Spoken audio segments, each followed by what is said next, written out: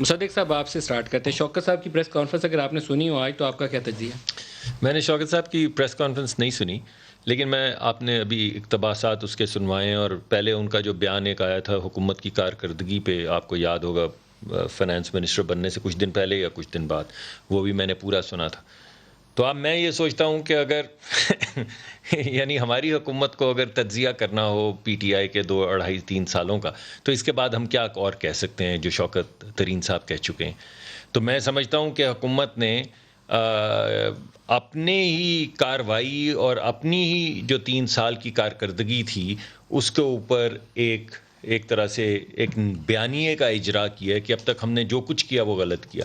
اور یہ بڑے صاف و شفاف الفاظ میں انہوں نے IMF پروگرام کے حوالے سے کہا. انہوں نے جو ہم کہتے تھے کہ ایسٹ انڈیا کمپنی ہے، اس نے پاکستان کو بالکل وہی سلوک کر رہی جو انگریز پاکستان کے ساتھ کیا کرتے تھے.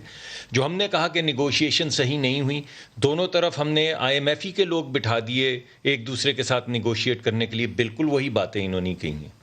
سرکولر ڈیٹ کا آپ نے ذکر کر دیا، آپ اسٹیٹ اونڈ انٹرپرائزز کا بھی بے شک ذکر کر دیں کہ جب ہم گئے تھے تو اسٹیٹ اونڈ انٹرپرائزز بدحالی کا شکار تھیں.